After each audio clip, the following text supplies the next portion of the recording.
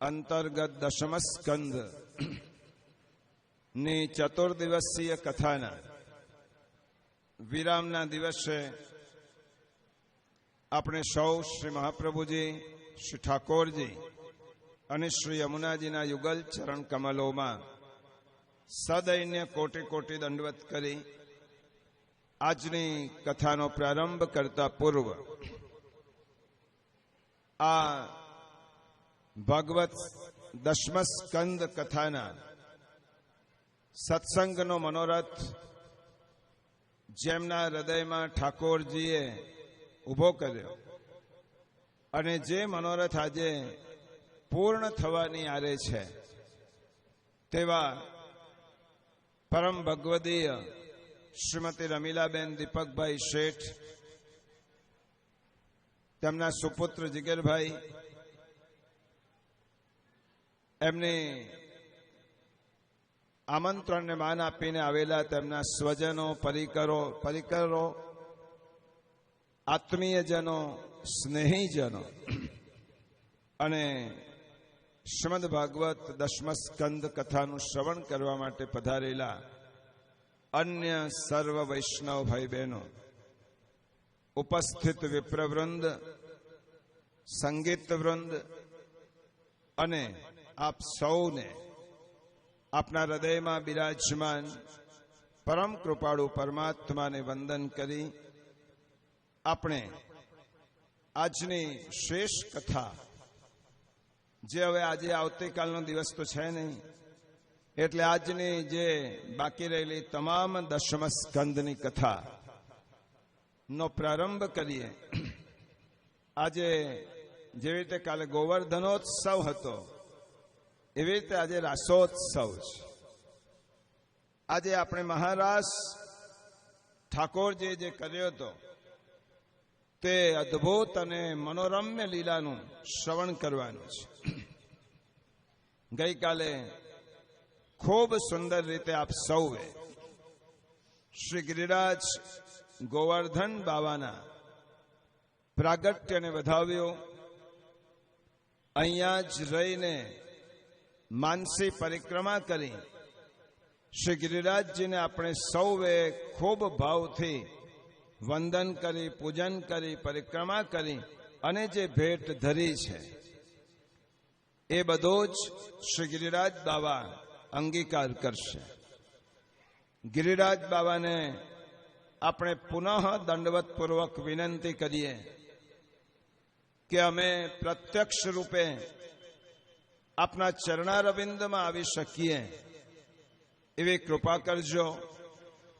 અને એ ન અવાય તો દાહોદમાં રહીને પણ વારંવાર ગિરિરાજ ગોવર્ધનનો ઉત્સવ અમે મનાવી શકીએ એવી અમારો પર કૃપા કરજો. ગિરિરાજ બાબા પ્રત્યક્ષ દેવ છે. ઠાકોરજી કલયુગમાં પ્રગટ રૂપે બિરાજે છે,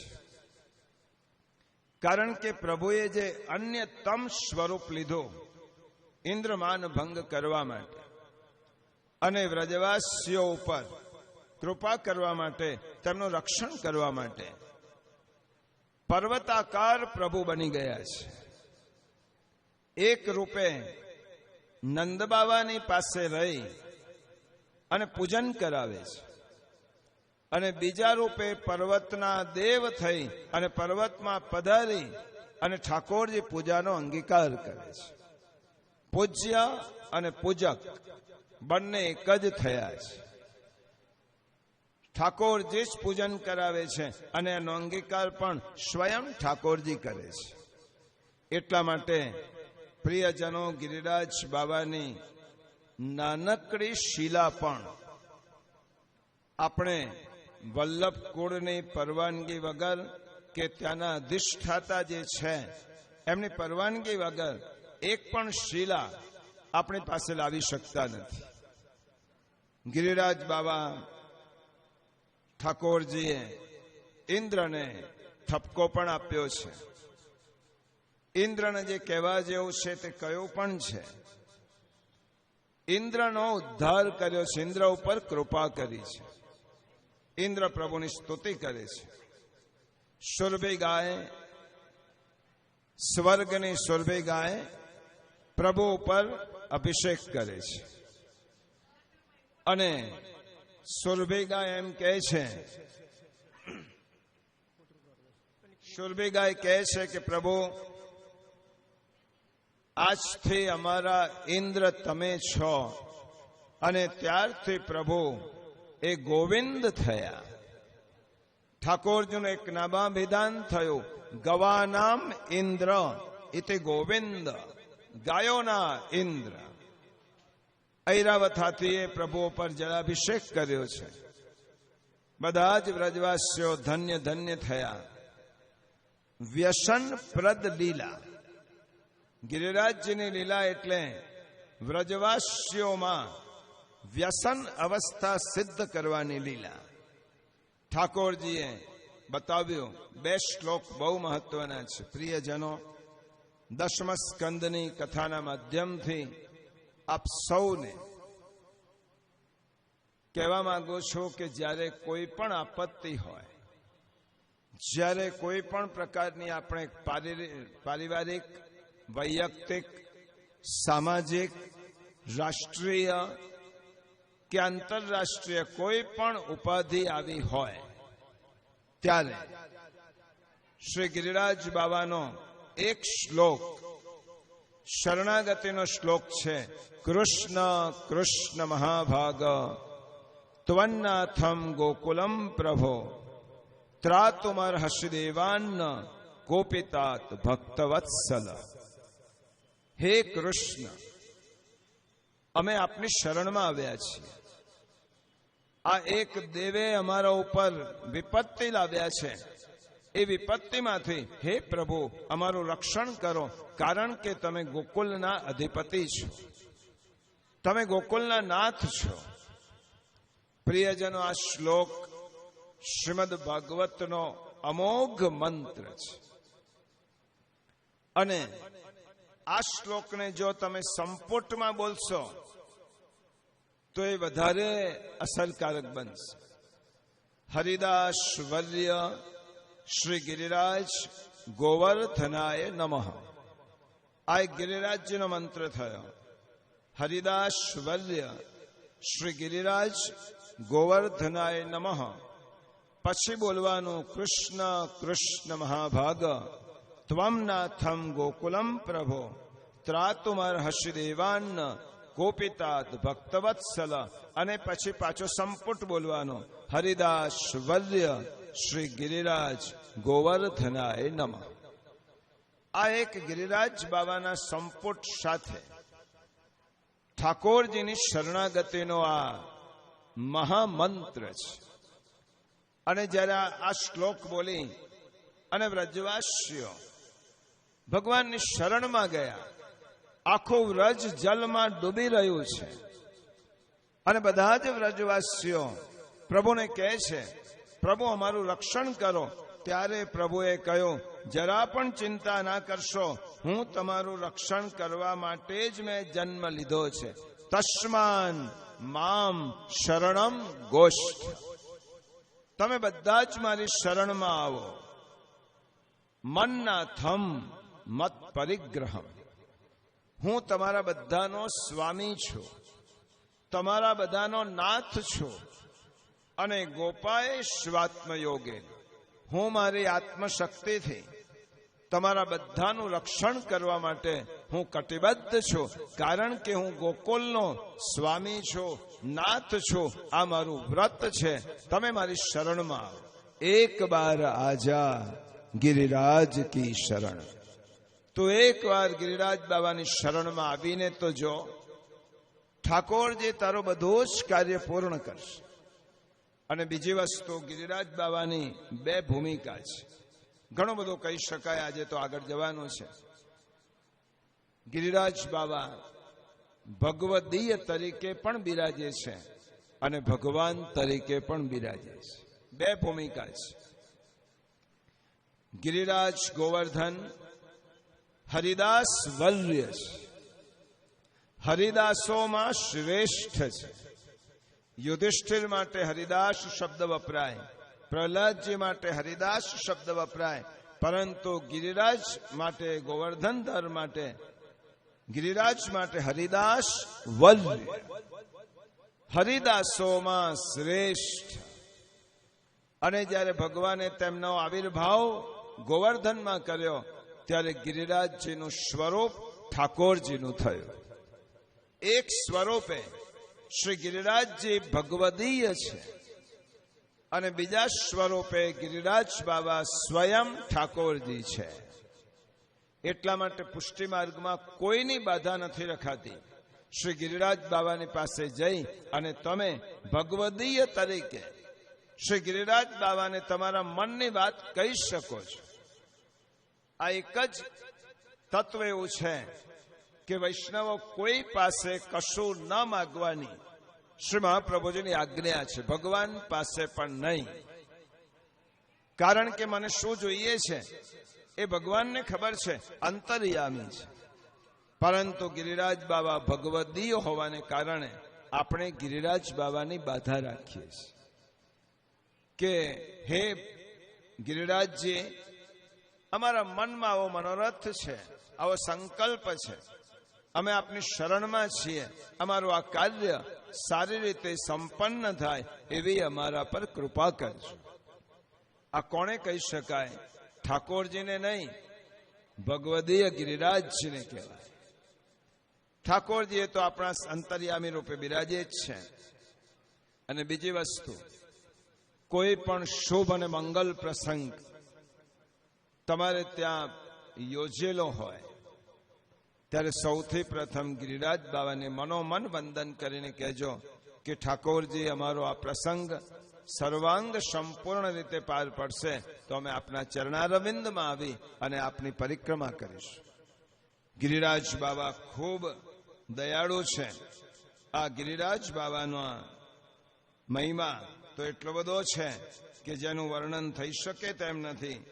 અને છેલ્લે સુખદેવજી મહારાજ ગિરિરાજજીને વંદન કરતા કહે છે, દેવે વર્ષત યજ્ઞ વિપ્લવ વર્ષા વજ્રાશ્મ વર્ષા નિલય સીદત પાલ પશુ સ્ત્રીયાત્મ શરણમ દ્રષ્ટવાનુકંપ્યુત્સ્યયન ઉત્પાટૈક કરેણ શૈલમલો લીલોચ્છિલંધ્રમ યથા બિભ્રદ ગોષ્ઠમ પાંદ્ર મહેન્દ્ર મદભિદ પ્રિયાન ઇન્દ્રંગવાન.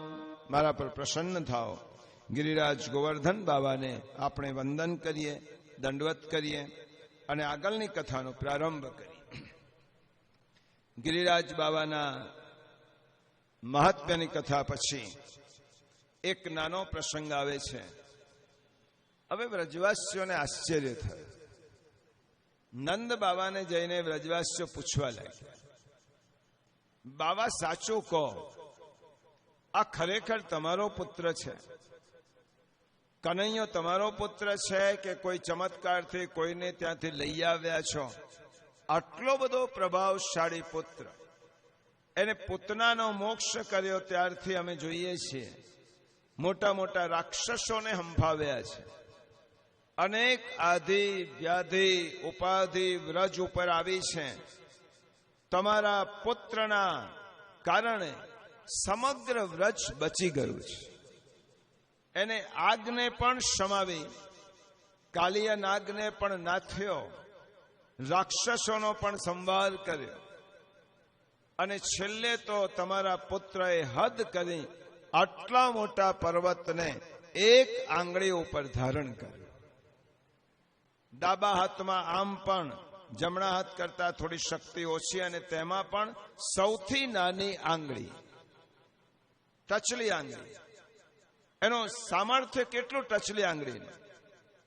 અને એ આંગળી પર ધારણ કરીને ગિરિરાજ ઠાકોરજીએ સિદ્ધ કર્યો કે જે રીતે ગિરિરાજજીને મેં ધારણ કર્યા એવી રીતે સમગ્ર બ્રહ્માંડને હું મારી એક આંગળી પર ધારણ કરીને ઉભેલો છું.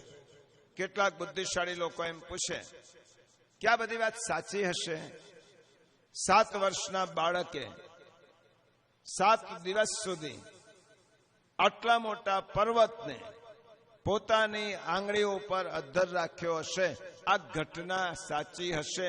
જે લોકોને શ્રી કૃષ્ણ પ્રભુમાં શ્રદ્ધા નથી એમના મનમાં થાય તો એમને કહેવાનું, આપણું આ શરીર છે ને એ ગોવર્ધન છે. ગો એટલે ઇન્દ્રિય. આપણી ઇન્દ્રિયો જેનામાં પાલન પોષણ થાય છે, આ શરીરને ગોવર્ધન કહેવાય. આ ગોવર્ધનને કોણે ઉચક્યો છે? મારા શરીરને ઉચકીને કોણ ફરે છે? નહીં તો માણસ મૃત્યુ પામે ત્યારે એને ઉચકવા માટે 5-7 જણ પણ ઓછા પડે. એવા શરીરને લઈને આપણે 80 વર્ષ સુધી ફરીએ છીએ. તો આ ગિરિરાજ ગોવર્ધનને ઉચક્યો છે કોણ? સમગ્ર બ્રહ્માંડ. પૃથ્વી તો એક ઉપગ્રહ છે, અધ્ધર રહેતો ઉપગ્રહ. એને કેવી રીતે અધ્ધર રહ્યો છે? કોના આધારે રહ્યો છે? અને આનો જવાબ શ્રીમદ ભગવદ્ ગીતામાં ભગવાને 10મા અધ્યાયમાં આપ્યો છે. અર્જુન, તને મારી કેટલી વિભૂતિનું વર્ણન કરું, મારા સામર્થ્યનું કેટલું વર્ણન કરું? સમગ્ર બ્રહ્માંડને મેં એકાંશેન સ્થિતો જગત, મારા એક અંશ માત્રથી મેં આ સમગ્ર બ્રહ્માંડને ધારણ કરી રાખ્યું છે. જે પ્રભુ સમગ્ર બ્રહ્માંડને ધારણ કરી શકતા હોય, એના માટે એક સ્થૂળ પર્વતને ઉચકવો એ અઘરો નથી. બીજી વસ્તુ, ગિરિરાજજીને ઠાકોરજી ઉચકવા પડ્યા જ નથી. કારણ કે માણસ પોતાની જાતને ઉચકે છે, એનું વજન લાગે છે એને. ગિરિરાજજી સ્વયં અધ્ધર થયા છે અને ઠાકોરજીના હાથ પર બિરાજમાન થયા છે. ઉચકવા પડ્યા જ નથી. આ તો લીલા છે. એક સ્વરૂપે એ હાથ ઉપર છે અને બીજા સ્વરૂપે ધારણ કરે છે. એટલા માટે વ્રજવાસીઓ પૂછે છે, બાબા, આ છેલ્લો જે પ્રસંગ અમે જોયો, એના પછી એમ લાગે છે કે આ તમારો પુત્ર ક્યાંથી આવ્યો છે? આટલો ચમત્કારિક પ્રભાવી પુત્ર, સાચું કહો તમે. ત્યારે નંદબાવા કહે છે, જે વસ્તુ આજ સુધી તમારાથી મેં છુપાવી હતી એ આજે હું પ્રગટ કરું છું. મારા લાલનની બધી જ લીલાઓ તમામ વ્રજવાસીઓની સાક્ષીમાં થઈ છે. પરંતુ એક લીલા એવી થઈ હતી કે જેમાં મેં તમને કોઈને બોલાવ્યા નહોતા, અને તે લીલા એટલે લાલનના નામકરણની લીલા. જ્યારે નામકરણ સંસ્કાર થયા ત્યારે એ બહુ ગુપ્ત રીતે કરવામાં આવ્યા. અને ગૌશાળામાં શ્રી કૃષ્ણને બલદેવજીના નામકરણ થયા ત્યારે ગર્ગ ઋષિએ મને એક વાત કહી હતી, અને ગોપનીય વાત હતી. ગર્ગ ઋષિ મને કહેતા ગયા, હે બાબા, હે મૈયા, આ તમારો પુત્ર લૌકિક નથી, તમારો પુત્ર સામાન્ય નથી. એનું ખૂબ જતન કરજો, એનું કાળજીપૂર્વક એનું ધ્યાન રાખજો. એના જ કારણે તમે અનેક પ્રકારની આપત્તિઓમાંથી મુક્ત થશો. આ તમારા ગોપા ઈશ્વ સમાહિત, તમે તેનું ખૂબ જતન કરજો. આજ પુત્ર સમગ્ર વ્રજને તારી દેવાનો છે. એ વાત આજે હું કહું છું. એ શ્રી કૃષ્ણ, એ લાલન, એનું સામર્થ્ય આટલું છે. હવે ગોવાળોને થયું, પ્રભુ, જ્યારે તમારું સામર્થ્ય આટલું છે, વ્રજવાસીઓને ખાતરી થઈ, પરબ્રહ્મ પરમાત્મા અમારો લાલન સામાન્ય બાળક નથી. ઠાકોરજીની કુશળતા છે. અસામાન્ય હોવા છતાં પણ સામાન્ય થઈને જીવ્યા. ગોવાળોની સાથે રમવા લાગ્યા, ગોપીઓના માખણની ચોરી કરી. અસામાન્ય છે. અને પોતાના સ્વરૂપને પ્રભુએ કુશળતાથી છુપાવ્યું છે. પરંતુ ગિરિરાજ ધારણની લીલામાં પ્રભુ સ્વરૂપને છુપાવી શક્યા નહીં. એ તો બધાએ જોયું છે કે એમના હાથ પર, એક લાલનના હાથ પર આખો પર્વત બિરાજે છે. અને ત્યારે હવે ગોવાળોએ કહ્યું, શ્રી કૃષ્ણ લાલન પરબ્રહ્મ છે, તો અમારી એક ઈચ્છા છે કે તારું વૈકુંઠ ધામ અમને જોવું છે. એકવાર વૈકુંઠના દર્શન કરાવો. ઠાકોરજીએ કહ્યું, વ્રજ વધારે સારું છે, વૈકુંઠમાં તમારે કોઈ પૂછવાના નથી. નાના પણ અમારી ઈચ્છા છે. ગોવાળોએ, ગોપ બાળકોએ ભગવાનની પાસે માગણી કરી. ભગવાને કહ્યું, સારું, આંખો બંધ કરો, હું તમને મારા લોકનો અનુભવ કરાવું છું. ગોવાળોએ આંખો બંધ કરી. એક ક્ષણમાં સમાધિ લાગી અને બીજી ક્ષણમાં ગોપ બાળકો જુએ છે કે 8 કોટ વાળો એક મહાન નગરી છે. એટલા સુંદર મહેલો છે, વનરાજી છે, અને તેમાં ચાલતા ચાલતા ચાલતા આગળ જાય છે. અમારે વૈકુંઠનાથના, અમારા કૃષ્ણના દર્શન કરવા છે. ક્યાં છે કનૈયો, ક્યાં છે? એટલે પેલા દ્વારપાળો કહેવા લાગ્યા, કોણ કનૈયો? આ તો વૈકુંઠના અધિપતિનું ધામ છે, અમારે એને મળવું છે. એ અમારો મિત્ર છે. એ કોઈનો મિત્ર નથી, એ તો જગતનો અધિપતિ છે. જાઓ આગળ. એક કોટ પસાર કરતા કરતા આ ગોપ બાળકોને 8 દરવાજા પસાર કરતા કરતા લાગ્યો, અમારો લાલો ક્યાં છે? અમારો લાલન છે ક્યાં? અને 8મા કોટે જઈ અને વૈકુંઠમાં સિંહાસન પર બિરાજમાન પોતાના લાલાને જ્યારે જુએ છે ત્યારે દોડવા લાગ્યા અને દ્વારપાલોએ રોક્યા. અહીં તમે આગળ નહીં જઈ શકો, આ તો વૈકુંઠ છે, અહીં તમારી હદ પૂરી થાય છે. તું અમને રોકનાર કોણ? અમે તો એના મિત્ર છે. અહીં મિત્ર નથી, આ તો અધિપતિ છે વૈકુંઠનો, બ્રહ્માંડનો અધિપતિ છે.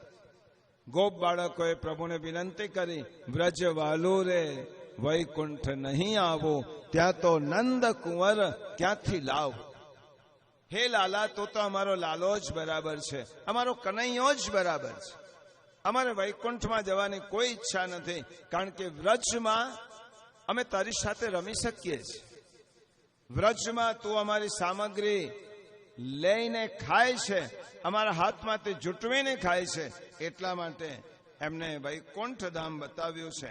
અને ત્યાર પછી હવે શ્રીમદ ભાગવતનો મહત્વનો પ્રસંગ, જો મેં કાલે પરિપાટી કહી, પ્રેમ, આસક્તિ, વ્યસન અને ફળ. નંદાલયમાં ઠાકોરજીના દર્શન કર્યા પછી ગોપિકાઓને ઠાકોરજી માટે પ્રેમ થયો, આકર્ષણ થયું. આટલો સુંદર બાળક, અદ્ભુત બાળક છે. ગોપિકાઓ ખેંચાય. પછી ધીમે ધીમે નંદાલયમાં ઘૂંટણિયા તાણવા લાગ્યા ઠાકોરજી. ત્યારે વ્રજવાસીઓને એમ થયું કે આ લાલન અમારી ગલીમાં આવે તો કેવું સારું.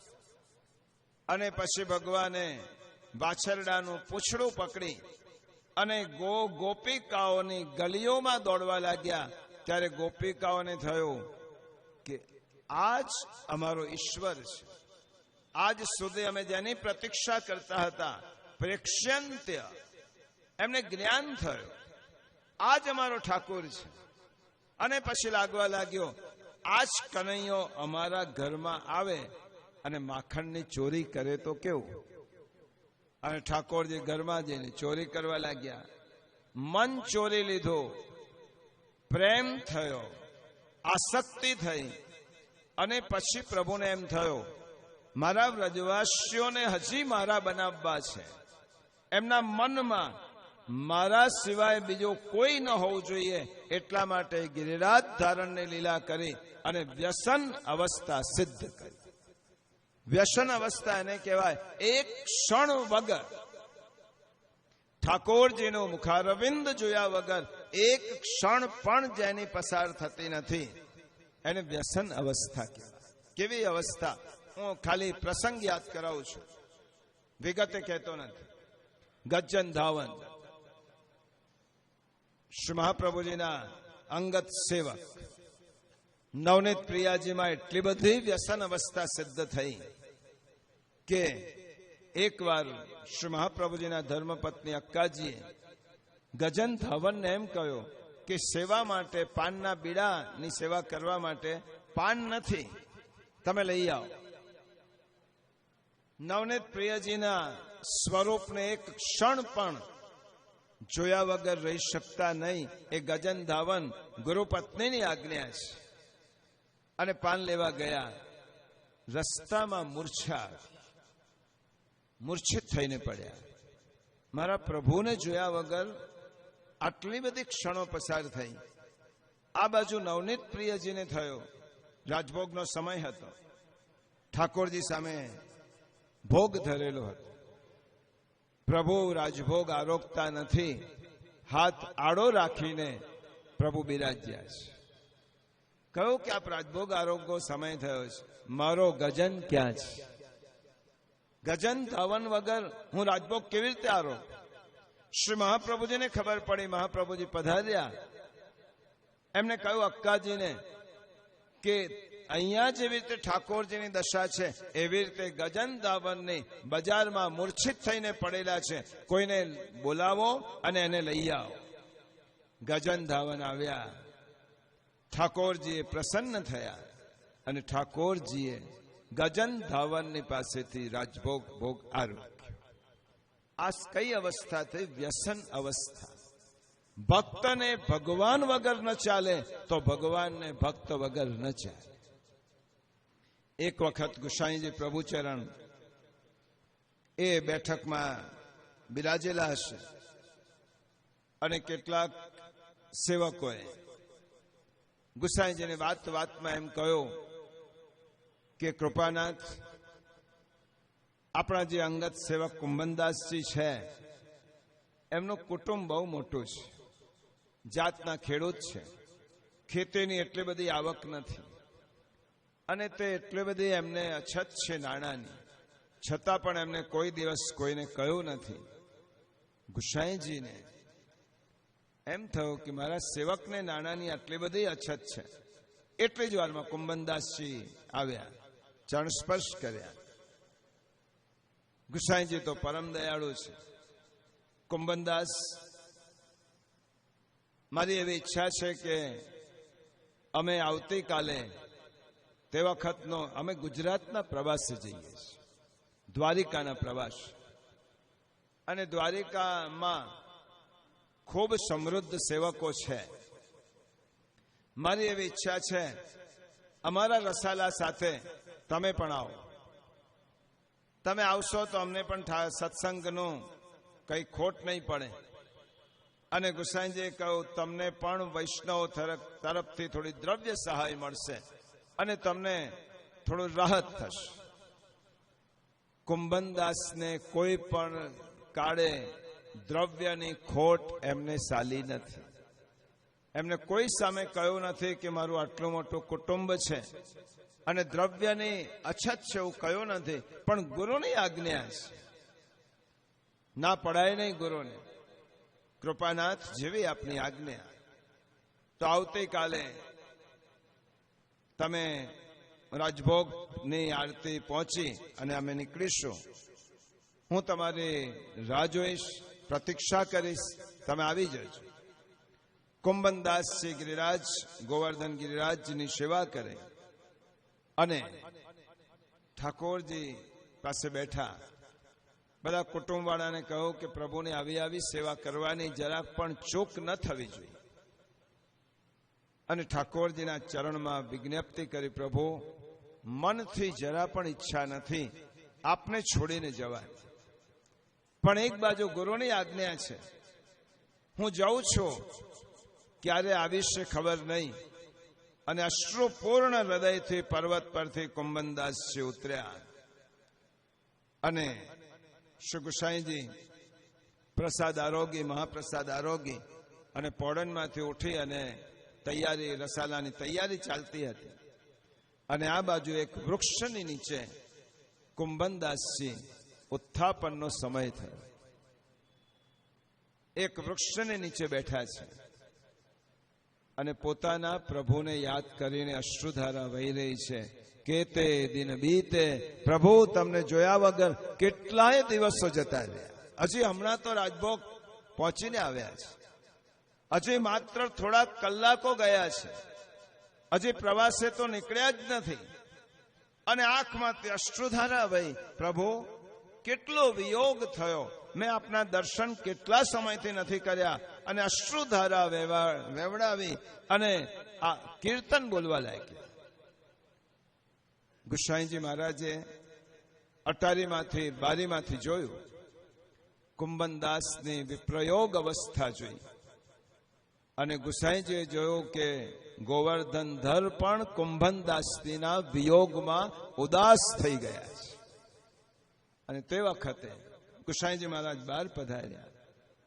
કુંભનદાસજી, તમારો પરદેશ થઈ ચૂક્યો છે, તમારે અમારી સાથે આવવાની કોઈ જરૂર નથી, કારણ કે તમારી જેવી અહીં દશા છે એવી દશા ત્યાં પ્રભુની છે.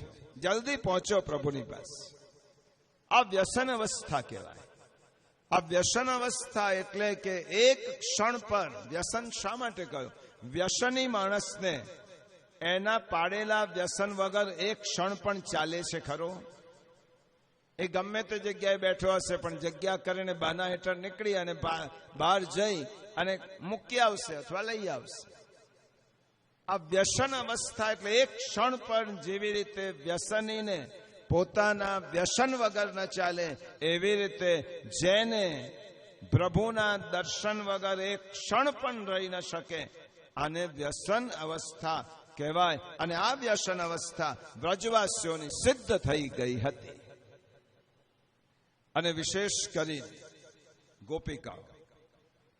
ગોપિકાઓ આ વ્યસન અવસ્થાને પ્રાપ્ત થયા. અને પછી ભગવાનને થયો, હવે મારે એમને ફળ આપવાનું છે. ફળ આપવા માટે પ્રભુએ હવે જે 5 અધ્યાય છે એનું નામ છે રાસ પંચાધ્યાય. 5 અધ્યાયનો સમૂહ છે અને તેમાં મુખ્ય વિષય છે રાસનો અને મહારાસ. એટલા માટે 5 અધ્યાય હોવાથી એને પંચાધ્યાયી કહેવાય. કેટલાક લોકો હજી પણ ભૂલ કરે છે, અહીંના લોકો તો બહુ જાણકાર છે. પણ 4 ગીતની કથા હતી ત્યારે કેટલા પૂછતા હતા કે પંચાધ્યાયની કથા છે, મતલબ 4 ગીત જુદા અને પંચાધ્યાય જુદો, એમાં ગોપી ગીત જ આવે ખાલી. 5 અધ્યાયનો સમૂહ. એવી રીતે શ્રીમદ ભાગવતમાં ભૂગોળ પંચાધ્યાયી છે, જ્ઞાન પંચાધ્યાયી છે, ધ્રુવ પંચાધ્યાયી છે, પુરંજન પંચાધ્યાયી છે. એવી રીતે દશમ સ્કંદના પૂર્વાર્ધમાં 28 થી શરૂ કરી અને 31માં 33માં અધ્યાય સુધી જે 5 અધ્યાય છે એને રાસ પંચાધ્યાય 29 થી 33 પંચાધ્યાયી કહેવાય. આમાં રાસ પંચાધ્યાયની કથા છે. શ્રી મહાપ્રભુએ આનું નામ આપ્યું ફળ પ્રકરણ. તામસ ફલ પહેલા દિવસ આપણે સમજી ચૂક્યા છે. તામસ ફલ. હવે અહીંયા કેટલાક બેઠા હશે, જુઓ, આપણે પુષ્ટિ માર્ગમાં ભક્તની અવસ્થા છે. આપણે એમ કહીએ કે સારો માણસ હોય તો સત્વ ગુણવાળો માણસ છે, પછી એમ કહીએ કે રાજસ ગુણવાળો છે, અને તામસ ગુણનો આવે એટલે આપણને એમ લાગે કે બહુ ક્રોધાયમાન હશે, બહુ ક્રોધી હશે. એ તામસ ગુણ આપણે સમજીએ. પુષ્ટિ માર્ગમાં તામસ ગુણ ધરાવતા લોકો પહેલા નંબરે આવે. શા માટે? ગોપિકાઓ તામસ ભક્તો હતા.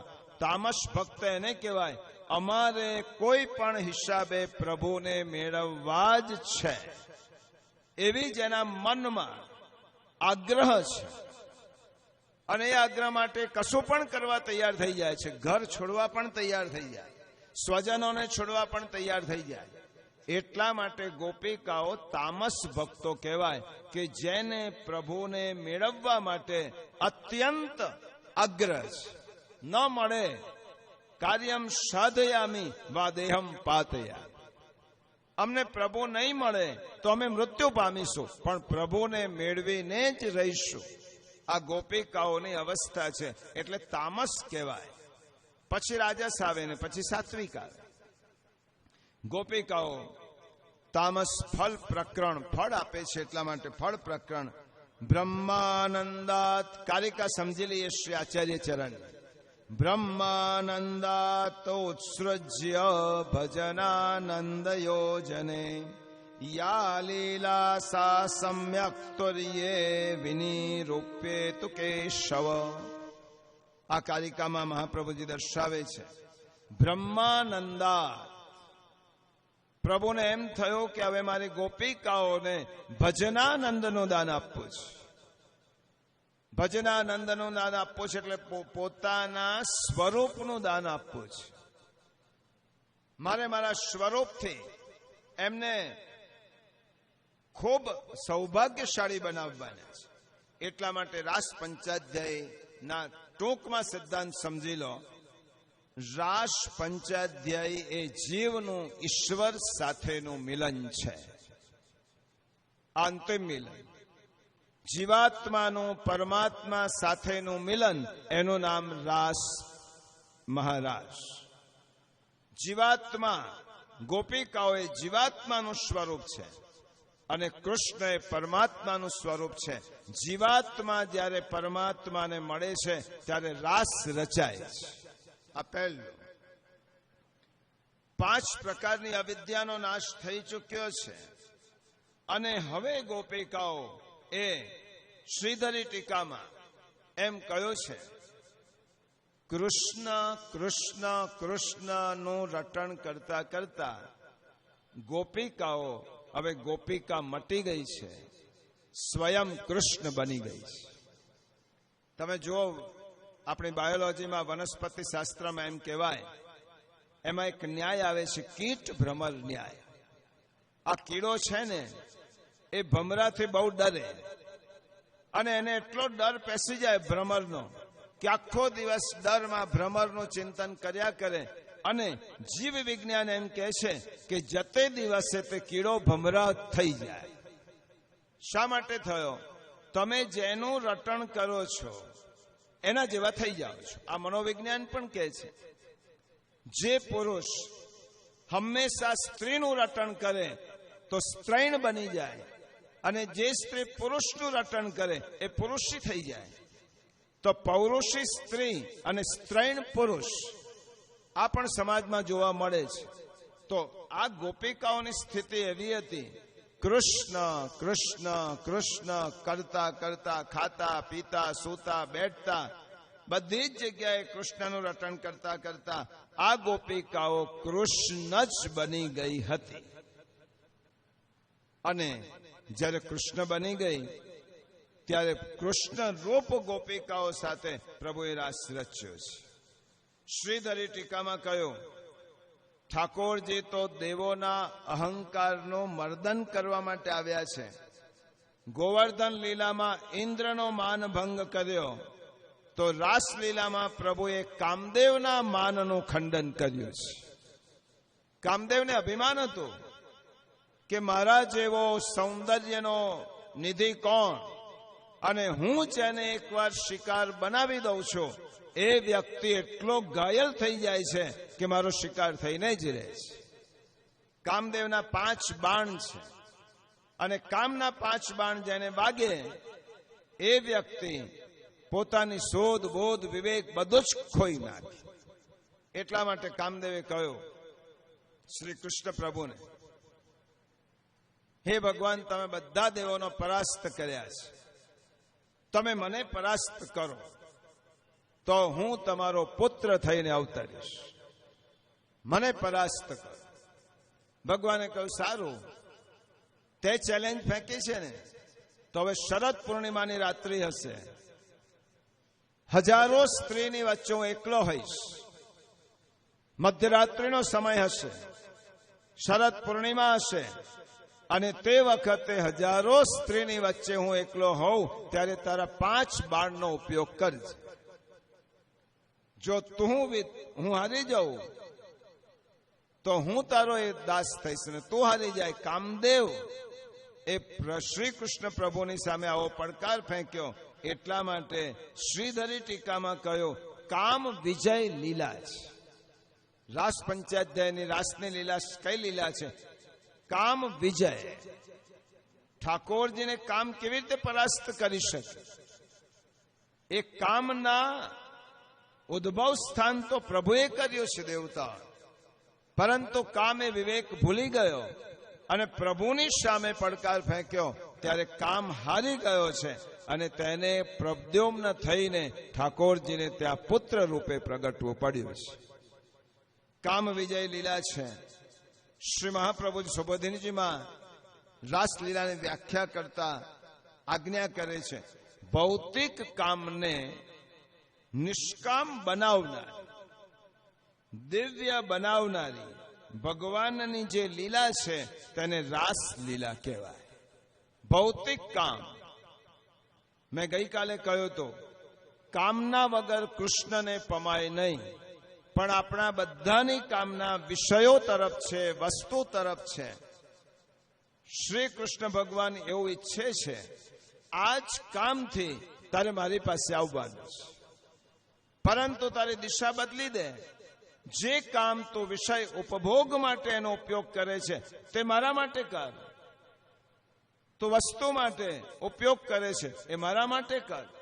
અને કૃષ્ણ માટે જ્યારે આપણે કામનો ઉપયોગ કરીએ છીએ ત્યારે એ કામ અલૌકિક બની જાય છે, એ કામ દિવ્ય બની જાય છે. પરીક્ષિત રાજા પ્રશ્ન પૂછવાના છે આગળ રાસમાં જ. એટલા માટે દશમ સ્કંદ એ ભગવાનનું હૃદય, તો રાસ પંચાધ્યાયી એ ઠાકોરજીના શ્રીજી બાબાના પંચ પ્રાણ. રાસ પંચાધ્યાયી પંચ પ્રાણ છે, તામસ ફલ પ્રકરણ છે. અને સુખદેવજી મહારાજે રાસમાં બહુ જ સંયમ રાખ્યો છે. રાસના અધિષ્ઠાત્રી કોણ છે? સ્વામિનીજી. અધિષ્ઠાત્રી સ્વામિનીજી વગર રાસ રચાય નહીં. પહેલા શ્લોકમાં જોઈએ છે આપણે. રાસલીલામાં લૌકિક કામ નથી. ઘણા લોકો આ લીલાને સમજ્યા નથી. આ તો ઉચ્ચ સ્તરની આધ્યાત્મિક લીલા છે. એને શૃંગારના શબ્દોમાં અભિવ્યક્ત કર્યું છે. કારણ કે શ્રીમદ ભાગવતની 3 ભાષા છે. પહેલી સમાધિ ભાષા, બીજી પરમત ભાષા અને ત્રીજી લૌકિક ભાષા. એટલે શ્રીમદ ભાગવતમાં કેટલાક પ્રસંગો એવા છે કે જે લૌકિક ભાષામાં અભિવ્યક્ત થયા છે. અને એટલા માટે આપણને તે સમજાતું નથી શ્રી વલ્લભની કૃપા વગર.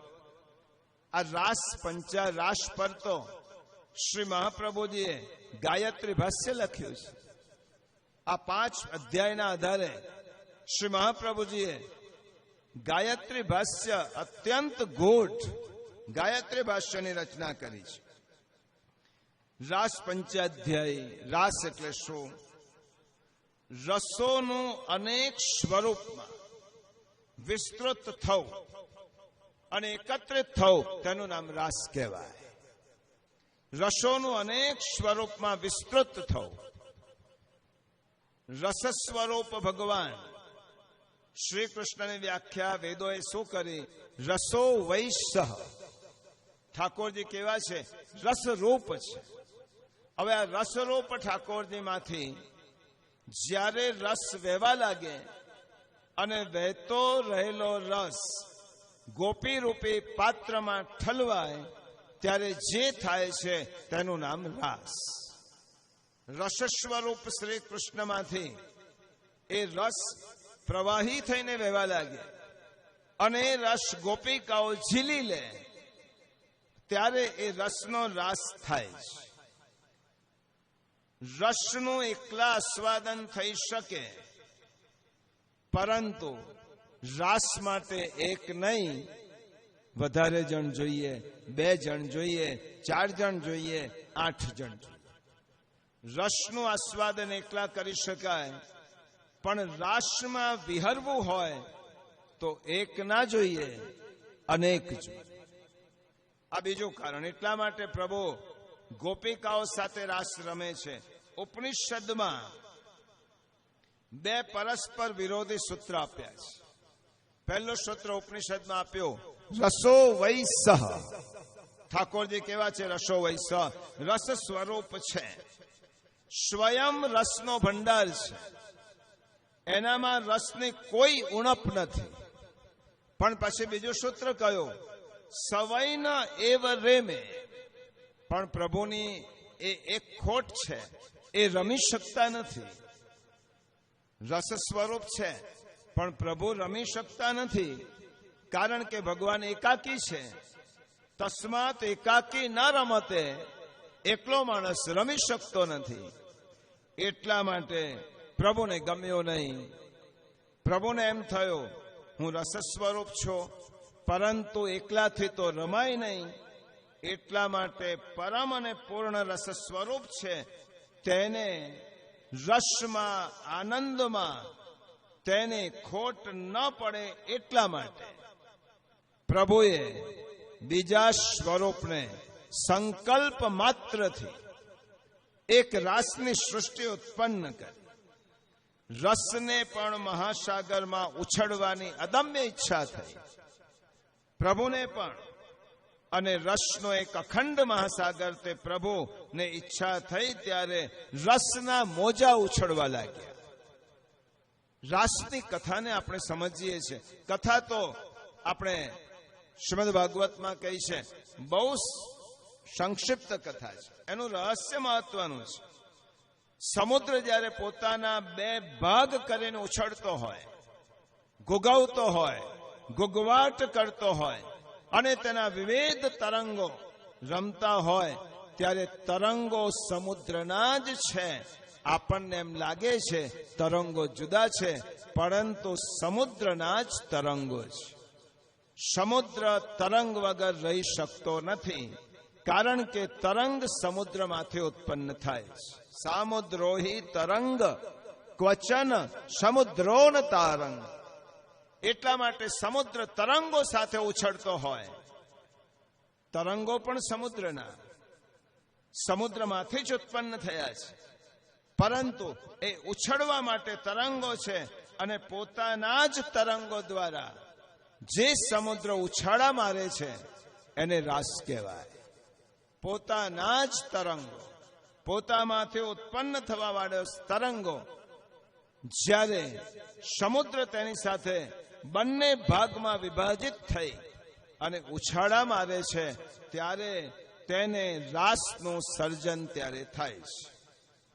બ્રહ્મરસ પ્રશાંત મહાસાગર છે, અને તેમાં બ્રહ્મરાસ તે તો સાગરના ઉત્તંગ તરંગો છે. આ રાસ ઉત્તંગ તરંગો છે. અને મહાસાગર શાંત હોય કે ઉછળતો હોય તો મહાસાગર જ. શાંત હોય તો પણ મહાસાગર. અત્યાર સુધી તેના તરંગો ક્યાં હતા? તેના તરંગો પેટાળમાં હતા, પરંતુ જ્યારે ઉછળવા લાગ્યો ત્યારે તરંગો ઉપર આવ્યા. અને ભક્ત એટલે ગોપી, અને બ્રહ્મ સાગરના તરંગો એ જ ગોપી ગાય છે, એની સાથે પ્રભુ ઉત્સવ મનાવે છે. આ રાસ એ મહત્વનો વિષય છે. કેટલો મહત્વનો વિષય છે કે સુખદેવજીએ મહારાસની કથામાં પણ બહુ જ સંયમપૂર્વક કરી છે. સુખદેવજીની કેવી કસોટી છે. એમના ગુરુ કોણ? પહેલા દિવસ આપણે જોયું હતું, સુખદેવજીના ગુરુ સ્વામિનીજી, રાધિકાજી. હવે જે કથા સુખદેવજી કહેવા માંગે છે એ મહારાસની કથા છે, અને મહારાસના અધિષ્ઠાત્રી સ્વામિનીજી છે. હવે સ્વામિનીજીનું નામ નહીં લેવાનું અને રાસની કથા કરવાની. શા માટે નામ નહીં લેવાનું? સુખદેવજીને એમ લાગે છે કે ભૂલથી પણ મારા ગુરુ રાધિકાજીનું નામ મારા મોઢામાં આવશે તો મારી સમાધિ લાગી જશે, અને પરીક્ષિતને આ કથા કોણ સંભળાવશે? એટલા માટે કેટલો સંયમ રાખ્યો છે. અધિષ્ઠાત્રી રાસની રાધાજીની કથા, પોતાના ગુરુની કથા, અને સુખદેવજીએ રાધાનું નામ લીધા વગર આ કથા કરી છે. કાશ્ચિત શબ્દ વાપર્યો છે, વચ્ચે આવશે પંચાધ્યાય. એટલે રાસલીલા એ ગોપીના શરીર સાથે નહીં, આત્મા સાથેનું રમણ છે. 5 અધ્યાય છે. 29મો અધ્યાય આત્મરમણ, 30મો અધ્યાય મનોરમણ, 31મો અધ્યાય વાણી અને પ્રાણો સાથે રમણ, 32મો અધ્યાય ઇન્દ્રિય સાથે રમણ અને 33મો અધ્યાય શ્રી અંગ દ્વારા રમણ છે.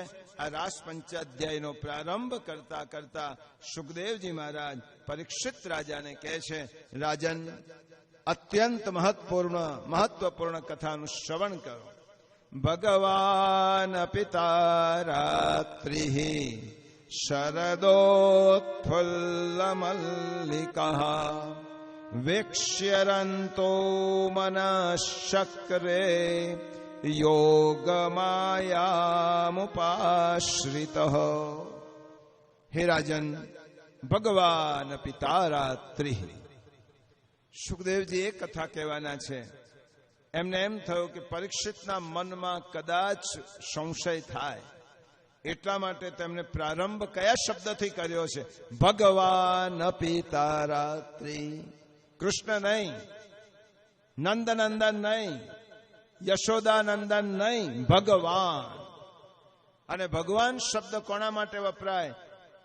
શ્રી મહાપ્રભુજીએ કહ્યું, જેનામાં 6 ગુણ પ્રગટ રૂપે વિદ્યમાન છે. ઐશ્વર્ય છે, યશ છે, જ્ઞાન છે, વૈરાગ્ય છે. ઐશ્વર્ય, વીર્ય, યશ, વૈરાગ્ય, જ્ઞાન, ધર્મ, આ જ એનામાં 6 ગુણ છે. શોભા પણ છે, ઐશ્વર્ય પણ છે, જ્ઞાન પણ છે, શોભા પણ છે અને વૈરાગ્ય પણ છે. આ બધું જ જેનામાં એક સ્વરૂપે બિરાજે છે, એકત્ર થયેલું છે, એને ભગવાન કહેવાય. એટલા માટે કહું, ભગવાન પિતા રાત્રિ. કઈ રાત્રિ? ભગવાને ગોપિકાઓને વચન આપ્યું હતું, એક રાત્રે હું તમને મારી પાસે બોલાવીશ. આ ગોપિકાઓ કોણ હતી? ઋષિરૂપા અને શ્રુતિરૂપા. આપણામાં ભ્રમણા ન થાય એટલા માટે કહું, દંડકારણ્યમાં પ્રભુ રામચંદ્રજી વનવાસમાં પોતાના દિવસો વ્યતીત કરે છે. દંડકારણ્ય એટલે મોટું અરણ્ય, અને એ અરણ્યમાં હજારો વર્ષથી જે તપશ્ચર્યા કરનારા ઋષિઓ પરબ્રહ્મની પ્રાપ્તિ કરવા માટે હજારો વર્ષથી સમાધિસ્થ ઋષિઓને ખબર પડી, દશરથ નંદન જેને પ્રભુ કહે છે રામ, એ વનમાં પધાર્યા છે. ત્યારે બધા જ ઋષિઓ પોતાની સમાધિ પડતી મૂકીને પ્રભુ રામચંદ્રજીના દર્શન માટે આવ્યા. દંડકારણ્યમાં હજારો ઋષિઓ પ્રભુ રામચંદ્રજીની સન્મુખ બિરાજ્યા છે. અને તે વખતે ઋષિઓએ જેને પોતાની સમગ્ર વિષય વાસના બધો જ છોડી હજારો વર્ષથી પરબ્રહ્મના દર્શનની આકાંક્ષા કરે છે, એ ઋષિઓ પ્રભુની પાસે પધાર્યા. પ્રભુ રામચંદ્રજીનું સુંદરતમ સ્વરૂપ જોયું, કારણ કે જે મનમાં હતું તે પ્રગટ રૂપે જોયું. અને પ્રભુના સ્વરૂપને જોઈને ઋષિઓનું મન ખેંચાય. લૌકિક વ્યક્તિમાં મન ન ખેંચાય, કારણ કે ઋષિઓ તો સમાધિમાં રત છે. પ્રભુ રામચંદ્રજીના સ્વરૂપમાં તેમનું મનનું ખેંચાણ થયું. મનમાં એવો મનોરથ થયો, સમાધિ અને ધ્યાન તો કેટલાય વર્ષોથી કર્યો, આજે પ્રભુ અહીં બિરાજે છે તો આપણે તેમની સેવા કરીએ. ઋષિઓએ એક વિનંતી કરી પ્રભુને, હે પ્રભુ, અમને આપના સેવક તરીકે અમે આપની સેવા કરીશું. આપના માટે જલ સેવા છે, આપના માટે જે પણ કંઈ હશે તે અમે કરીશું. અમને આપની સેવામાં રોકો. રામચંદ્રજી પાસે આ ઋષિઓએ કોણે માગણી કરી? ઋષિઓએ પહેલી વખત પ્રભુ રામચંદ્રજીએ કહ્યું કે તમે તો સેવાની વાત કરો છો, હું મર્યાદા પુરુષોત્તમ છું. મારી સાથે મારી પત્ની જનક નંદિની છે અને ભાઈ લક્ષ્મણ છે. મારે તમારી સેવા આ અવતારમાં ન લઈ શકાય, કારણ કે મર્યાદા છે મારી. અને મારા પિતાનું વચન છે કે 3 જણે વનવાસ ભોગવવાનો છે. અહીંયા મારું જુદું સામ્રાજ્ય ઊભું કરવા હું નથી માંગતો. તમારી સેવા મારાથી અંગીકાર ન થાય. ઋષિઓ ઉદાસ થયા.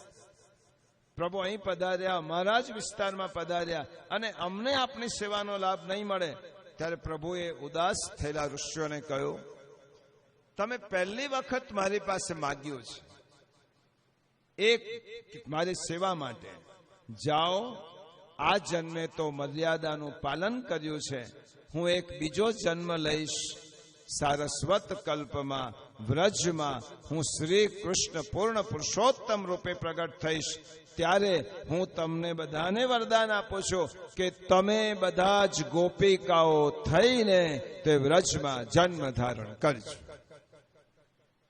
વ્રજે ગોપ્યો ભવિષ્યત પ્રાપ્તે સારસ્વતે કલ્પે, વ્રજે ગોપ્યો ભવિષ્યત, તમે બધા જ ગોપીઓ થઈને આવો છો. એટલે મહાપ્રભુજી લખે છે કે આ ગોપિકા સ્ત્રી દેહ છે, પરંતુ એક ગોપિકાઓનો યુથ કયો છે? ઋષિ રૂપા ગોપિકા, ઋષિ રૂપા. અને બીજી ગોપિકાઓ કઈ છે? વેદની રુચાઓ. વેદની રુચાઓ પરબ્રહ્મનું વર્ણન કરીને થાકી ગઈ, પરંતુ તેમને બ્રહ્મના દર્શન ન થયા. ત્યારે વેદની રુચાઓ પ્રભુની પાસે જઈને કહે છે, પ્રભુ અમને પણ આપના સ્વરૂપાનંદનો સૌભાગ્ય આપો. ત્યારે પ્રભુએ વેદની રુચાઓને કહ્યું, જાઓ, તમે પણ સ્ત્રી રૂપ ગોપી રૂપ ધારણ કરી અને વ્રજમાં આવજો. એને કહેવાય શ્રુતિ રૂપા ગોપિકાઓ. પછી તો એના પણ પેટા વિભાગ છે, આપણે એમાં જતા નથી. શ્રુતિ રૂપા અને ઋષિ રૂપા ગોપિકાઓ સ્ત્રી દેહ ધારણ કરીને વ્રજમાં પધાર્યા છે. અને એ પધારી અને પ્રભુ હવે એમને પૂછે છે, પ્રભુ અમને તો આપના સ્વરૂપાનંદનો સૌભાગ્ય જોઈએ છે, ક્યારે આપશો? ત્યારે પ્રભુએ વારંવાર તેમની વિનંતીને ઠુકરાવી અને પછી કહ્યું, એક દિવસ હું તમને બોલાવીશ. અને તે રાત્રિ આવી ગઈ. ભગવાન પિતા રાત્રિ. પ્રભુએ વિચાર કર્યો હતો, હવે તો મારે મથુરા જવાનું છે, 11 વર્ષ પૂર્ણ થવાની તૈયારીમાં છે, અને હવે ગોપિકાઓને મેં આપેલું વચન છે કે તમને હું સ્વરૂપાનંદનું સૌભાગ્ય આપીશ. એટલા માટે તદોડુરાજ કોકુબક્કરૈર્મુખમ પ્રાચ્યા વિલિમ્પન્ન ઋણેન શંતમયી સચર્ષણીના મુદગાચ્છુચો મૃજન પ્રિય પ્રિયાયા ઇવ દીપદ દીર્ઘદર્શન. અને પ્રભુએ રાસની સામગ્રી પોતાના હૃદયમાંથી, મનમાંથી ઉત્પન્ન કરી છે. હરિરાય ચરણની બહુ સુંદર ટીકા છે રાસ પર. એમને એમ કહ્યું, પ્રભુએ રાસની તમામ સામગ્રી પોતાના હૃદયમાંથી ઉત્પન્ન કરી. કકુબ ચંદ્ર કયો? આ ચંદ્ર આકાશમાં જોઈએ છે, ચંદ્ર તો ક્ષય થાય, એની વૃદ્ધિ થાય, સાયંકાલે આવે, સવારમાં ન દેખાય. આ ક્ષય વૃદ્ધિ વાળા ચંદ્રને પ્રભુએ બોલાવ્યો નથી. તો પ્રભુએ 6 મહિના સુધી રાસ ચાલ્યો છે. તો 6 મહિના સુધી ચંદ્ર પ્રકાશિત રહ્યો. તો કયો ચંદ્ર છે? હરિરાય ચરણ કહે છે, ઠાકોરજીએ રાસની સમગ્ર સામગ્રી પોતાના શ્રીઅંગમાંથી ઉત્પન્ન કરી છે. જે પોતાના શરીરમાંથી સમગ્ર બ્રહ્માંડને ઉત્પન્ન કરી શકે, એને રાસની સામગ્રી ઉત્પન્ન કરવામાં શું વાર લાગે? આપણે બધા જ ખોખાઓ છે, કોણે ઉભા કરેલા છે? બ્રહ્માંડના સમગ્ર યોનિઓ કોણે ઉત્પન્ન કરી છે? શ્રીમદ ભગવદ્ ગીતામાં તો ભગવાને એફિડેવિટ આપ્યો છે, ગતિર ભરતા પ્રભુ સાક્ષી નિવાસ શરણમ સુરત પ્રભવ પ્રલયસ્થાનમ નિદાનમ બીજમભ્યય. આ સૃષ્ટિની ઉત્પત્તિ પણ મેં કરી છે, સૃષ્ટિને હું સમાવાનો છું, સૃષ્ટિની ગતિ હું છું, ભરતા હું છું, પોષણ હું કરું છું, અને આ સૃષ્ટિ મારામાં સમાવાની છે, મારામાંથી ઉત્પન્ન થઈ છે. આ ભગવાનને રાસની સામગ્રી ઉભી કરતા વાર લાગે ખરી? રાસની સામગ્રી ભગવાને પોતાનામાંથી ઉભી કરી છે. પ્રિય પ્રિયાયા ઇવ દીર્ઘદર્શન. અને પછી પ્રભુએ હવે હાથમાં વેણો લીધી. આ વાંસળી, વેણો ગીતની વાંસળી બધાને સંભળાઈ હતી, હરણાઓને સંભળાઈ હતી, ગાયોને સંભળાઈ હતી, નદીઓને સંભળાઈ. કારણ કે વેણુ ગીતની વાંસળી સાર્વજનીન છે, બધાને સંભળાય. પરંતુ ગોપી ગીતની વાંસળી અધિકારીની ગોપીઓને સંભળાય છે, સંન્યાસીની ગોપીઓને સંભળાય છે. સંન્યાસીની ગોપીઓ એટલે તેવી ગોપીઓ જેને માત્ર આત્મા ટકાવી રાખવા માટે શરીર ધારણ કર્યું છે. બાકી એ કશું છે, એક સાધન તરીકે શરીરને ટકાવી રાખ્યું છે. કોઈ વિષય નહીં, કોઈ વાસના નહીં, કોઈ લોલુપતા નહીં, સિવાય કૃષ્ણ. કૃષ્ણ સિવાય એનો શ્વાસ નહીં, કૃષ્ણ સિવાય એનો શબ્દ નહીં, કૃષ્ણ સિવાય એનું રટણ નહીં, કૃષ્ણ સિવાય એનો વિષય નહીં, કૃષ્ણ સિવાય જેના જીવનમાં કશું જ નથી, એવી ગોપિકાઓ એને સંન્યાસીની ગોપિકાઓ કહેવાય. જેના હૃદયમાંથી સંપૂર્ણ વિરક્તિ છે, કોઈ પ્રત્યે કોઈ આસક્તિ નથી, સિવાય કૃષ્ણ. અને જેના શ્વાસે શ્વાસે કૃષ્ણ છે, જેના પ્રત્યેક વ્યવહારમાં કૃષ્ણ, જેના સ્વપ્નમાં કૃષ્ણ, જેના શબ્દમાં કૃષ્ણ, એ ગોપિકાઓને આ વાંસળી સંભળાય છે. ને તો ઘણી બધી નથી સંભળાઈ. ભગવાને આ કોડ વર્ડ છે પ્રભુનો. નિશમ્ય ગીતમ તદનંગ વર્ધનમ વ્રજસ્ત્રિય કૃષ્ણ ગૃહીત માનસઃ આ જગમુરન્યોન્યમલક્ષિતોદ્યમા શયત્ર કાંતો જવલોલ કુંડલ. શું ભાગવતકારે વર્ણન કર્યું છે? નિશમ્ય ગીતમ. આ વેણુનાદ થયો છે.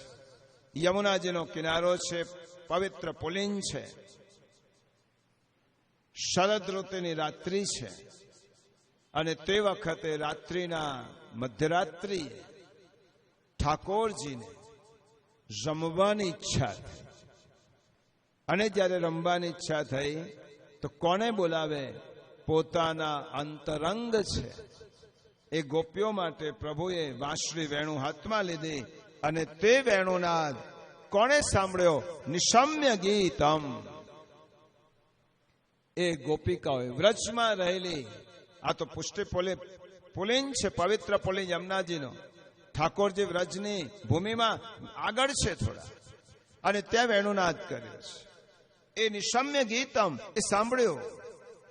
તદનંગ વર્ધનમ. જો કાલનો શબ્દ યાદ કરાવો, ગોપિકાઓના હૃદયમાં અલૌકિક કામ ઉત્પન્ન થયો છે.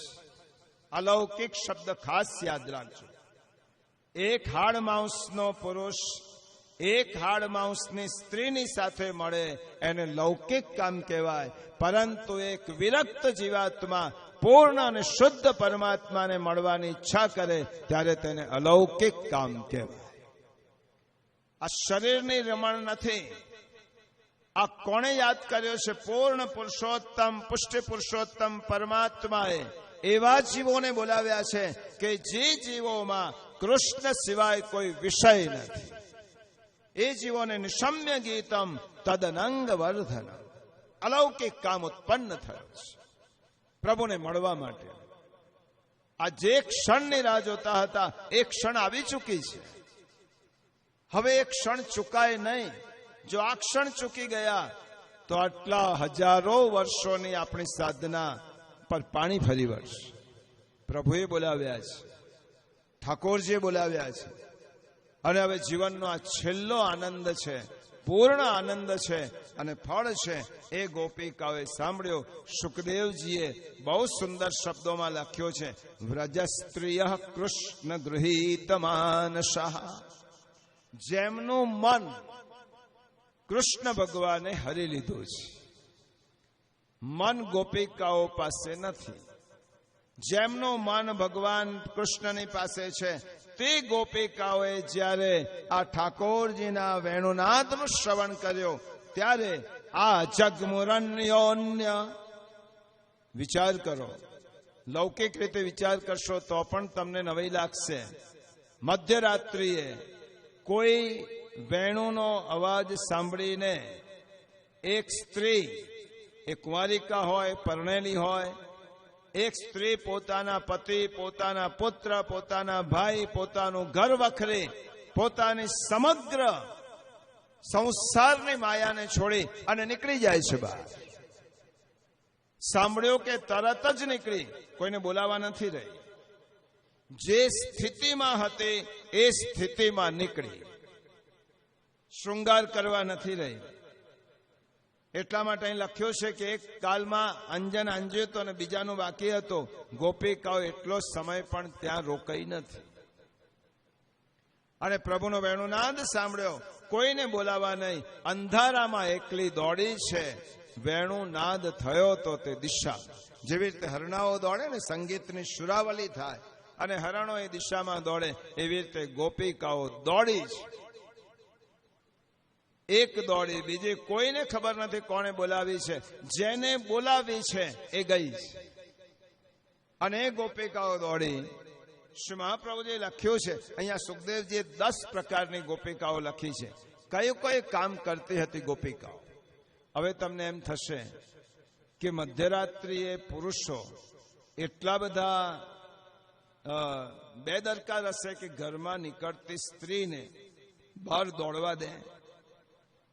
તો જો જે પુરુષો સુતેલા હતા, પતિ, ભાઈ, પત્ની, જે પણ હોય તે, સુતેલા પોતાના ઘરના બધા જ સગાઓને છોડી ખબર ન પડે તેવી રીતે આ ગોપિકાઓનું સમજાવતું ઐતિહાસિક દ્રષ્ટિથી તમને ખ્યાલ આવશે કે વૈરાગ્ય કોને કહેવાય. સિદ્ધાર્થ, જેને ગૌતમ બુદ્ધ અને ભાગવતની દ્રષ્ટિએ 10મો અવતાર કહેવાય પ્રભુનો, એ સિદ્ધાર્થ શુદ્ધોદનના પુત્ર રાજકુમાર યશોદરા સાથે પરણાવ્યા. એના પિતાએ સિદ્ધાર્થને પરણાવ્યો. એવી સગવડ કરી કે તેને કોઈ પણ પ્રકારની તેના મનમાં વિરક્તિ ન થાય. એટલો વૈભવ, એટલી સમૃદ્ધિ, સોનાના મહેલ, 3 ઋતુમાં રહેવાના જુદા જુદા મહેલો. પરણાવી દીધો યશોદરા સાથે. પુત્ર પણ થયો અને એ પુત્ર થયા પછી હવે શુદ્ધોદનને પિતાને એમ થયું, હવે મારો પુત્ર ક્યારે પણ સંન્યાસી નહીં થાય. અને એક રાત્રે વિચાર આવ્યો રાજકુમારને, મારો જન્મ આટલા માટે થયો છે. એક મહેલમાં રહી આજે એક પુત્ર થયો, સંતતિ બીજી થશે, તેમને મોટી કરીશ, ભણાવીશ, આટલા માટે મારો જન્મ થયો નથી. મારો જન્મ તો દુનિયાને શાંતિનો ઉપદેશ આપવા માટે થયો છે. અને આ 4 દિવાલો મારા માટે બહુ ઓછી પડે છે. મધ્યરાત્રિએ સોનાના સમૃદ્ધ મહેલમાં રહેતો રાજકુમાર પોતાની સુતેલી પત્ની અને વાલસોયા પુત્રને મૂકીને મધ્યરાત્રિએ આ રાજકુમાર નીકળી પડ્યા ભગવત પ્રાપ્તિ માટે, જ્ઞાનની પ્રાપ્તિ માટે, બોધિસત્વની પ્રાપ્તિ માટે. તો આ બુદ્ધનું મહાભિનિષ્ક્રમણ કહેવાય. એમને વિચાર નહીં આવ્યો કે મારી આ પત્નીને છોડીને કેમ જવું. ચાણક્ય નીતિમાં લખ્યું કે તમે એક વ્યક્તિના કારણે આખો પરિવાર બરબાદ થતો હોય તો એ વ્યક્તિને છોડી દો, પરિવારને બચાવી. એક પરિવારના કારણે આખા સમાજનું અહિત થતું હોય, પરિવારને છોડી દો, સમાજને બચાવી લો. એક સમાજને કારણે આખા ગામનું અહિત થતું હોય તો ગામના હિત માટે એ સમાજને છોડી દો. અને એક નગર માટે બધાને જો નુકસાન થતું હોય તો તેને બાજુએ મૂકી દો અને બીજાનો ઉત્કર્ષ કરો. ચાણક્યએ છેલ્લે લખ્યો, આત્માર્થે પૃથ્વીમ ત્યજે. તમારે જો શ્રેય કરવું હોય, આત્મકલ્યાણ કરવું હોય તો પૃથ્વીને પણ છોડી દો. સમગ્ર વસ્તુને છોડવાની તૈયારી રાખો આત્મકલ્યાણ કરવું હોય તો. ન જ કરવું હોય તો કોઈ પ્રશ્ન નથી. એટલા માટે આત્માર્થે પૃથ્વીમ ત્યજે. એક વખત યાજ્ઞવલ્ક્ય ઋષિ ને જનક રાજા સીતાજીના પિતા એમના શિષ્ય હતા. યાજ્ઞવલ્ક્યના, યાજ્ઞવલ્ક્ય ગુરુ હતા. એમને એમ પૂછ્યું કે વૈરાગ્ય કોને કહેવાય? ત્યારે યાજ્ઞવલ્ક્ય ઋષિએ કહ્યું કે શાંતિથી કહીશ તને, હમણાં તો નહીં. સુવર્ણના સિંહાસન પર બિરાજમાન જનક રાજા ના દરબારમાં એક વખત 60,000 શિષ્યો જેના આશ્રમમાં કોઈ પણ પ્રકારનું મૂલ્ય લીધા વગર ભણતા હતા, તે યાજ્ઞવલ્ક્ય ઋષિ આશ્રમની હદ છોડી અને જનક રાજાના મહેલમાં જનક બહાર નીકળ, ગુરુદેવ અત્યારે રાત્રિનો સમય છે, બહાર નીકળ. તેમણે તે દિવસે પૂછ્યું તો ને, વૈરાગ્ય કોને કહેવાય? હું બધું છોડીને આવ્યો છું, ચાલ મારી સાથે. તો જો મધ્યરાત્રિ બધું છોડી શકીશ કોઈ પણ પ્રકારના સંકોચ વગર, તો તેનું નામ વૈરાગ્ય. શ્રી મહાપ્રભુજી કહે છે, આ ગોપિકાઓ પ્રેમ સંન્યાસીની યોગીઓ હતી, પ્રેમ સંન્યાસી. અને મધ્યરાત્રિ આ થયો નિશમ્ય ગીતમ, અને છોડી દીધો. છોડવું આત્માર્થે પૃથ્વીમ ત્યજે. અને મહાપ્રભુજીએ લખ્યું છે, જે ગોપિકાઓને, સુખદેવજીએ કહ્યું છે, જે ગોપિકાઓને પોતાના પતિ પુત્રો ભાઈઓએ અટકાવી કે તને નહીં જવા મળે, ત્યારે ભાગવતમાં લખ્યું છે તે ગોપિકાઓએ ત્યાં જ પોતાના દેહનો ત્યાગ કરી દીધો છે. અને શ્રી મહાપ્રભુજી અંતર્ગૃહતા ગોપિકે ત્યાં જ પોતાના દેહનો ત્યાગ કર્યો છે અને ભગવાનને પામી છે. શરીરથી નહીં જવા મળે તો અમે આત્માથી પ્રભુની પાસે પહોંચી જઈશું. અંતર્ગૃહતા ગોપી, અને આ ગોપીઓ નીકળી છે, પ્રભુ પાસે આવી છે. જુદી જુદી ગોપિકાઓના વર્ણન શ્રી મહાપ્રભુજીએ કર્યું છે. હવે આપણા જેવો પ્રશ્ન આપણે થાય, આપણે તો લૌકિક માણસો છે, અનેક પ્રકારના વિષયોમાં રહેવાવાળા માણસો છે. પરીક્ષિત રાજાને આ પ્રશ્ન થયો. ભાગવતમાં લખ્યું છે, કૃષ્ણમ વિદો પરમ કાંતમ નતો બ્રહ્મ તયા મુને ગુણ પ્રવાહો પરમસ્તાશામ ગુણદયામ કથમ. સુખદેવજી પહેલી વખત પરીક્ષિત રાજા ઉપર ગુસ્સે થયા છે. ક્ષણ માટે તને આટલો બધો ભાગવત સંભળાવ્યો, કૃષ્ણનો મહિમા કયો, અને પરીક્ષિત પ્રશ્ન પૂછે છે કે આ ગોપિકાઓ તો શ્રી કૃષ્ણને કાંત તરીકે માનતી હતી, પોતાના પ્રિયતમ તરીકે. અને પ્રિયતમ તરીકે માનતી ગોપિકાઓ, જો પ્રિયતમ તેમને મધ્યરાત્રિ બોલાવે તો તેમની પાસે જવું એ ધર્મ કહેવાય કે અધર્મ કહેવાય? પરીક્ષિત રાજાએ પ્રશ્ન કર્યો છે. કૃષ્ણમ વિદો પરમ કાંતમ, એ તો પ્રિયતમ ગણતી હતી, તો પછી ન તો બ્રહ્મતયા મુને, તેમને એવું લાગ્યું નથી કે આ ભગવાન છે. તો એ ગોપિકાઓ કેવી રીતે ત્યાં પહોંચી? તો ગુણ પ્રવાહ તેમને કેવી રીતે અહીંયા સુધી અટકાવ્યો? કેમ નહીં? કેવી રીતે આવી? હવે સુખદેવજી જવાબ આપે છે. પ્રિયજનો, એ સુખદેવજીનો જવાબ પરીક્ષિત રાજા માટે નથી, આપણા માટે છે. અને કદાચ પરીક્ષિતે પ્રશ્ન પૂછ્યો હશે તો પોતાના માટે નહીં. પરીક્ષિત રાજાને ખબર હશે કે 2024માં જુલાઈ મહિનામાં દશાનીમાં વણિક સમાજમાં આવી રીતે કથા થશે, અને ત્યારે લોકોના મનમાં આવો પ્રશ્ન ઉદ્ભવશે. તો હમણાં જ હું પ્રશ્ન પૂછી લઉં અને સુખદેવજી જ તેનો જવાબ આપી. એટલા માટે પરીક્ષિતે આ પ્રશ્ન પૂછ્યો હશે, નહીં તો પરીક્ષિતની અવસ્થા નહોતી કે ભગવાનના માટે આવો પ્રશ્ન પૂછે. પણ સુખદેવજીએ કહ્યું, ઉક્તમ રાજન, અહીં સંબોધન નથી કર્યું. સંબોધન કર્યા વગર સુખદેવજી બોલ્યા છે. મેં પહેલા જ તને કહી દીધું છે, 7મા સ્કંદમાં પહેલા હું તને કહી ચૂક્યો છું કે વચ્ચે તને પ્રશ્ન ન થવો જોઈએ. એટલા માટે કામમ ક્રોધમ ભયમ સ્નેહમ ઐક્યમ સૌહૃદમેવ ચ નિત્યમ હરૌ વિદધતો યાન્તિ તન્મયતામ હિતે. હે રાજન, કૃષ્ણ ભગવાન સાથે કોઈ કામથી, કોઈ ક્રોધથી, કોઈ ભયથી, કોઈ સ્નેહથી, કોઈ સૌહાર્દથી કોઈ પણ રીતે ભગવાનની સાથે સંબંધ રાખશો તો ભગવાનનો સ્વભાવ છે કૃપા કરવા. પારસમણીને તોડવા માટે લોખંડનો હથોડો એના ઉપર પ્રહાર કરે ત્યારે પારસમણી એમ વિચાર નથી કરતો કે આ મને તોડવા માટે આવ્યો છે એટલા માટે એને સોનાનો ન બનાવ. તોડવા વાળા લોખંડના હથોડાને પારસમણીનો સ્પર્શ થાય છે કે તે સોનાનો બને છે. ન ચૈવમ, આ ગોપિકાઓએ ભગવાનની સાથે કામ સંબંધ રાખ્યો છે, તારી વાત સાચી છે, પરંતુ તે કામ સંબંધ કેવો છે? અલૌકિક કામ સંબંધ છે. પ્રિયતમ ગણ્યા છે.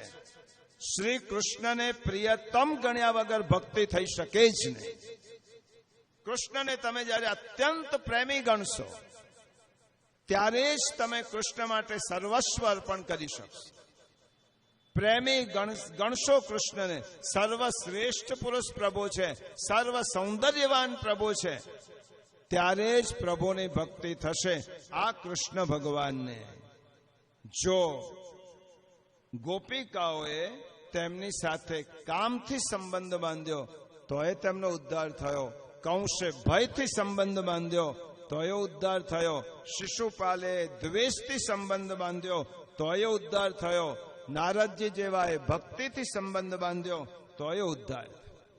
ઠાકોરજીનું કાર્ય છે પાસે આવેલાનો ઉદ્ધાર કરવા. તમે કયા ભાવથી જાઓ છો? હે રાજન, ન ચૈવ વિસ્મય કાર્ય. તમારે વિસ્મય થવો જોઈએ નહીં, કારણ કે હું જેની કથા કરું છું, રાજન એટલો તો વિચાર, ગો દોહન જેટલો સમય જે વ્યક્તિ એક જગ્યાએ રોકાય નહીં, ગો દોહન જેટલો સમય, ગાયને દોવા જેટલો સમય જે વ્યક્તિ એક ઠેકાણે સ્થિર ન રહે, તે હું 7 દિવસ સુધી તારી પાસે આવીને બેઠેલો છું. જેને વસ્ત્રની પણ આસક્તિ છોડી દીધી છે, તો શું પરીક્ષિત, હું કઈ લૌકિક પુરુષ સ્ત્રીની કથા સંભળાવવા માટે અહીં આવ્યો છું? ન ચૈવમ વિસ્મયન રાજા. રાજા, તને વિસ્મય થવો જ ન જોઈએ, કારણ કે તું જેની કથા સાંભળે છે, યોગેશ્વરેશ્વરે કૃષ્ણ, યોગેશ્વરોના પણ ઈશ્વર એ કૃષ્ણની કથા હું તને સંભળાવું છું, માટે તને જરાક પણ એમાં સંશય થવો જોઈએ નહીં. પરીક્ષિતને ખુલાસો થયો, ક્ષમા માંગી પ્રભુ, ભગવત સ્વરૂપનું થોડીક ક્ષણ માટે વિસ્મરણ થઈ ચૂક્યું, પરંતુ ક્ષમા કરજો. આ કયું નથી ભાગવતમાં. પરીક્ષિતે મનોમન પ્રભુ ગુરુની ક્ષમા યાચના કરી. બહુ મોટા વ્યક્તિ પ્રત્યે આપણે જ્યારે ખોટો સંશય થાય ત્યારે આપણું અંતઃકરણ આપણને પીડા આપે છે. આટલા મોટા માણસ માટે આટલું નાનું વિચાર્યું મેં.